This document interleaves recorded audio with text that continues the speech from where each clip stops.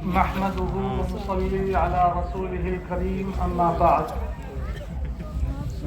فأعوذ بالله من الشيطان الرجيم بسم الله الرحمن الرحيم يا أيها الناس قد جاءتكم موعظة من ربكم وشفاء لما في الصدور وهدى ورحمة للمؤمنين قل بفضل الله وبرحمته فبذلك فليفرحوا هو خير مما يجمعون صدق الله مولانا العظيم وقال النبي صلى الله عليه وسلم إن الله يرفع بهذا الكتاب أقواما ويضع به آخرين أو كما قال عليه الصلاة والسلام وقال تعالى وقال الرسول يا رب إن قوم اتخذوا هذا القرآن مهجورا صدق الله العظيم.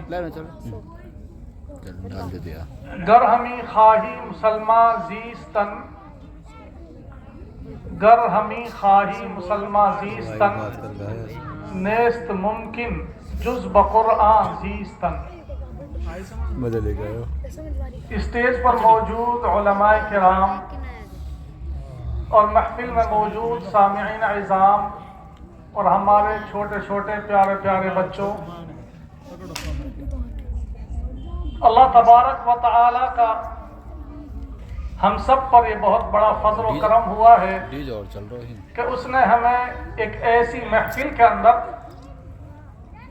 جمع ہونے کی توفیق عطا فرمائی، ایک ایسی محفل میں شریک ہونے کی توفیق ہمیں عطا کی جو محفل جو مجلس قرآن کریم کی نسبت پر منعقد کی گئی ہے.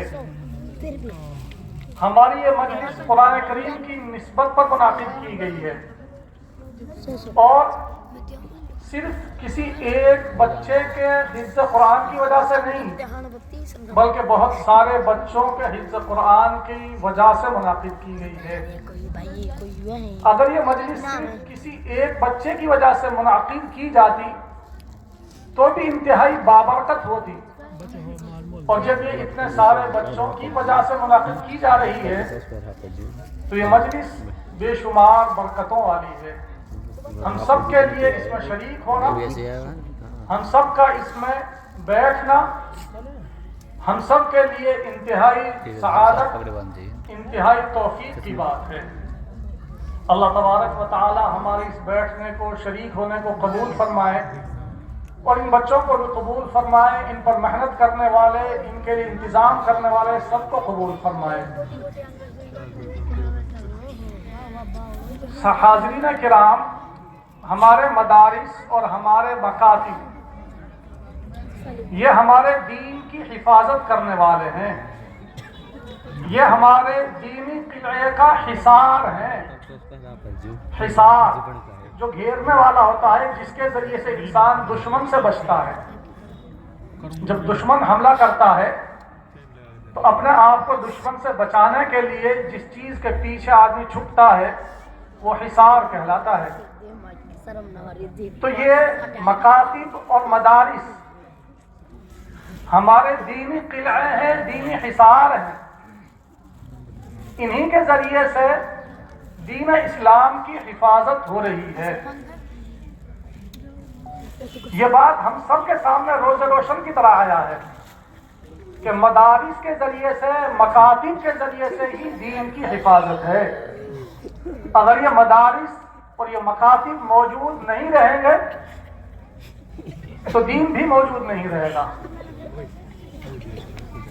اور جتنا ان مدارس کی، ان مکاتب کی اور ان مدارس اور مکاتب میں جتنی محنت ہوگی، جتنی ان کی ترقی ہوگی، اتنا ہی ہمارے معاشرے کے اندر دین کی ترقی ہوگی، اتنے ہی ہمارے معاشرے کے اندر دین آئے گا. اور جتنا اگر یہ کمزور ہوں گے تو معاشرے کے اندر دین بھی کمزور ہوگا. ہم سب لوگوں کے لیے بڑی سعادت کی بات ہے، بڑی خوشی کی بات ہے کہ مکتب، ہم نے اس مکتب کے بچوں کا سنا، ان کی تقریروں کو، ان کے قرآن کریم کے پڑھنے کو، ان کے نعت وغیرہ کو، مکالمات وغیرہ کو ہم سب نے سنا. کسی مدرسے میں پڑھنے والے بچے جس انداز کا قرآن کریم پڑھتے ہیں، میں سمجھتا ہوں ان سے بہت بہتر انداز میں انہوں نے قرآن کریم پڑھا۔ مدارس کے اندر جو بچے تقریر پیش کرتے ہیں، ان بچوں نے شاید ان سے بھی اچھی تقریر پڑھی۔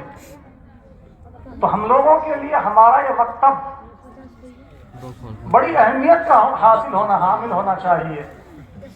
اس مکتب کی، اور صرف اسی مکتب کی نہیں، جہاں بھی مکاتب ہیں ان سب مکاتب کی وہاں کے رہنے والوں کو خصوصی طور سے توجہ دینی چاہیے، کیونکہ مدارس میں جو بچے آتے ہیں وہ دور دور سے آتے ہیں اور کچھ بچے آتے ہیں، لیکن ان مکاتب کے اندر پورے گاؤں کے بچے آ سکتے ہیں۔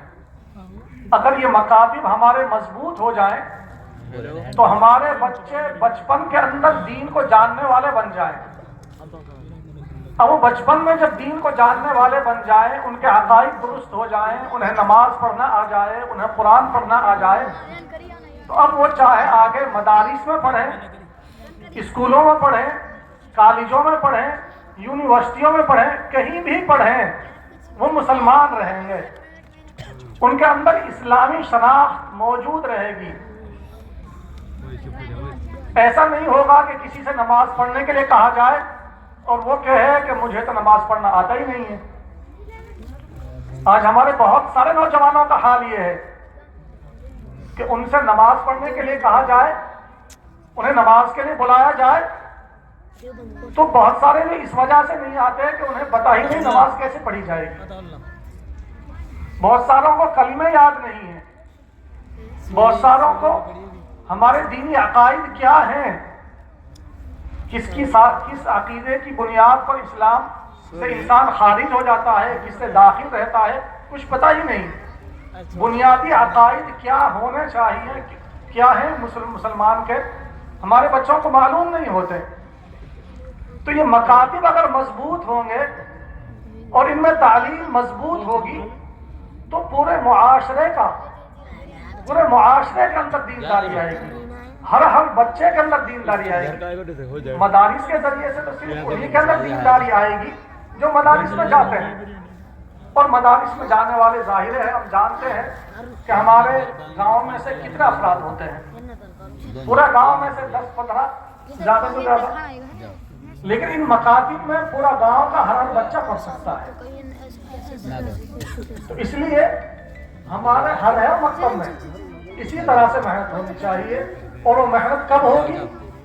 جب جس طرح سے یہ اساتذہ محنت کر رہے ہیں اور جس طرح سے یہ اساتذہ اپنا وقت لگا رہے ہیں، اپنی پوری توجہ دے رہے ہیں، اسی طریقے سے ہم سب لوگ بھی، باقی پورے گاؤں کے رہنے والے لوگ بھی ان کے ساتھ لگے رہیں، ان کی ہر قسم کا تعاون کرتا رہیں، چاہے وہ تعاون مشورے کے ذریعے سے ہو، چاہے وہ تعاون ان کی حوصلہ افزائی کے ذریعے سے ہو، چاہے وہ تعاون مالی ذریعے سے ہو، جس طریقے سے بھی ہم سے تعاون ہو سکتا ہے۔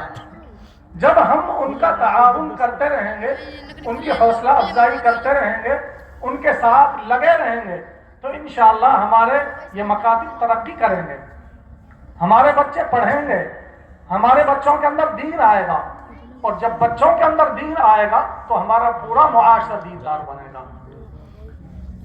اس لیے جہاں جہاں بھی ہمارے مکاتب ہیں، جہاں بھی مکاتب، جتنا چھوٹا مکتب ہے، بڑا مکتب ہے، جو بھی ہے، جو بھی ان کے ساتھ لگے ہوئے ہیں، پوری توجہ کے ساتھ، خلوص کے ساتھ جو محنت کرنے والے ہیں، ان کی محنت کو سراہا جائے، بچوں کی محنتوں کو سراہا جائے، ان کی جس طرح سے ہم امداد کر سکتے ہیں ان کی امداد کی جائے۔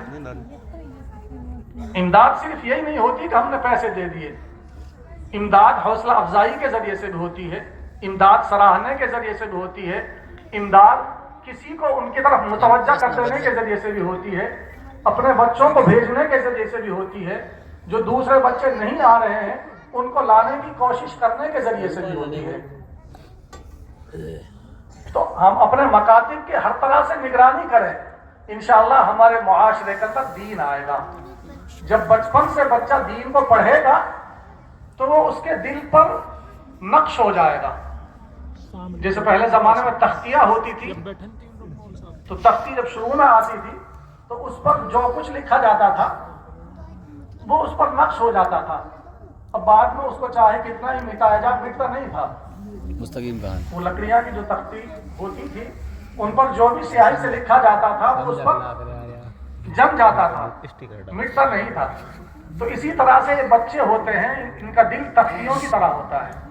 بچپن میں یہ جو کچھ پڑھ لیں گے, جو ماحول دیکھ لیں گے, جو سیکھ لیں گے, زندگی بھر اس کے مطابق چلیں گے. تو ہمارے مکاتب کے ذریعے سے ہمارا یہ کام آسانی سے ہو سکتا ہے. اس لیے ہم اپنے مکاتب کی بھرپور نگرانی کریں, بھرپور ان کا تعاون کریں. دوسری چیز, رمضان المبارک قریب ہے.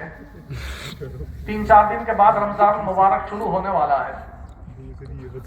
رمضان المبارک کے ساتھ قرآن کریم کا خصوصی تعلق ہے. اللہ تبارک و تعالیٰ نے اس قرآن کریم کو اول مرتبہ جب عرش سے آسمان دنیا پر نازل کیا تو اسی رمضان المبارک کے اندر نازل کیا ہے. اِنَّا أَنزَلْنَاهُ فِي لَيْلَةِ الْقَدْرِ, ہم نے اس قرآن کریم کو شب قدر کے اندر نازل فرمایا ہے. اللہ کے رسول صلی اللہ علیہ وسلم رمضان المبارک کے اندر جبرائیل علیہ السلام کے ساتھ قرآن کریم کی گردان نکالا کرتے تھے, قرآن کریم پڑھ کر سناتے تھے. تو قرآن کریم کا خصوصی تعلق ہے رمضان المبارک کے ساتھ. اس لیے مساجد کے اندر قرآن کریم سننے کا خصوصی اہتمام کرنا چاہیے. ہمارے مساجد کے اندر نماز تو ہوتی ہے, لیکن ہم لوگ قرآن کریم سننے کے اندر بہت زیادہ غفلت برتتے ہیں. ہم لوگ چاہتے ہیں کہ سورہ تراویح سے نماز ہو جائے, سورہ تراویح سے تراویح ہو جائے اور ہمیں جلدی سے جلدی فرصت مل جائے. ہم لوگ دوسرے دنیاوی کاموں کے لیے 2-2 گھنٹے 4-4 گھنٹے آسانی سے نکال لیتے ہیں. ہم کھیت میں کام کرتے ہیں, دن بھر کام کر لیتے ہیں. ہمارے نوجوان کہیں گانا بجانا ڈی جے وغیرہ لگا ہوا ہو پوری رات گزار دیتے ہیں. کوئی کرکٹ میچ چل رہا ہو اس پر پورا دن گزار دیتے ہیں. کوئی فلم چل رہی ہو اس پر 3-3 4-4 گھنٹے لگا دیتے ہیں. یعنی دنیا کے کاموں کے اندر, لایعنی کاموں کے اندر, گناہ کے کاموں کے اندر, بلکہ حرام کاموں کے اندر ہم 4-4 5-5 گھنٹے بآسانی لگا دیتے ہیں. 16 منٹ ہوگی چھوٹ سے نہ کہیں. لیکن اللہ کا کلام سننے کے لیے ہم 20 منٹ آدھا گھنٹہ زائد لگانے کے لیے تیار نہیں ہوتے. سورہ تراویح سے اگر قرآن تراویح پڑھی جائیں گی تو 20 منٹ 25 منٹ تو اس میں بھی لگے گا.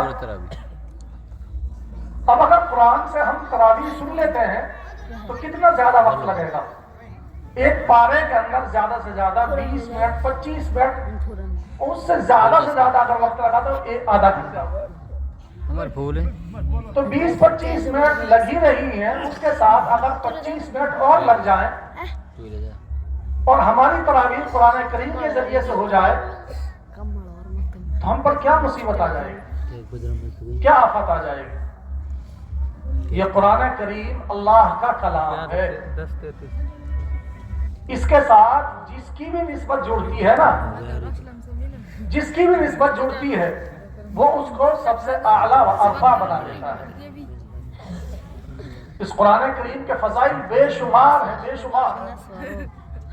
اتنے فضائل ہیں کہ آپ فضائل بیان کرتے کرتے تھک جائیں, فضائل ختم نہیں ہوں گے. قیامت کے دن یہ قرآن کریم اپنے پڑھنے والے کے لیے سفارش کرے گا, اور سب سے بہترین سفارشی قیامت کے دن اگر کوئی ہوگا تو وہ قرآن کریم ہوگا. معلوم ہے قیامت کے دن کیسا ہوگا. یوم یفر المرء من اخیہ وامہ وابیہ وصاحبتہ وبنیہ. ہر شخص ہر دوسرے سے بھاگ رہا ہوگا کہ کہیں مجھ سے کوئی سوال نہ کر دے, کہیں اس کی مجھے کوئی مدد نہ کرنی پڑ جائے. کوئی کسی کا ساتھ دینے والا نہیں ہوگا, لیکن یہ قرآن کریم اس قیامت کے دن میں ہمارا سفارشی بنے گا. اس قرآن کریم کی جہاں ایک طرف یہ سفارشی بنے گا, وہیں یہ قیامت کے دن ہماری پکڑ کرانے والا بھی بنے گا. اگر ہم نے اس کے ساتھ تعلق رکھا، ہم نے قرآن کریم کو اپنا بنایا، اس کو پڑھا، اس کو سنا، اس پر عمل کیا تو سفارشی بنے گا۔ لیکن اگر ہم نے اس سے بے نیازی برتی، اس کو چھوڑے رکھا، تو یہ قرآن کریم قیامت کے دن ہماری پکڑ بھی کرائے گا۔ اللہ تعالیٰ قرآن کریم میں ارشاد فرماتے ہیں وَقَالَ الرَّسُولُ يَا رَبِّ إِنَّ قَوْمِ اتَّخَذُوا هَذَا الْقُرْآنَ مَهْجُورًا۔ ویسے آیت کریمہ کفار کے لیے ہے، لیکن اگر ہم قرآن کریم سے بے توجہی برتنے والے ہیں تو ہم بھی تو ان کے ساتھ شامل ہیں۔ جیسے وہ کفار مکہ قرآن کریم کو قبول نہیں کرتے تھے، اس سے اعراض کرتے تھے، اصل یہ آیت ان کے بارے میں ہے، لیکن اگر ہم قرآن کریم سے بے توجہی برت رہے ہیں، قرآن کریم کو نہیں اپنا رہے ہیں، تو ہم بھی تو انہی کے ساتھ ہیں۔ تو رسول اللہ کے رسول صلی اللہ علیہ وسلم قیامت کے دن اللہ تعالیٰ سے فرمائیں گے یا رب ان قوم اتخذوا هذا القرآن مہجورا، اے میرے رب میری قوم نے اس قرآن کریم کو چھوڑ دیا تھا۔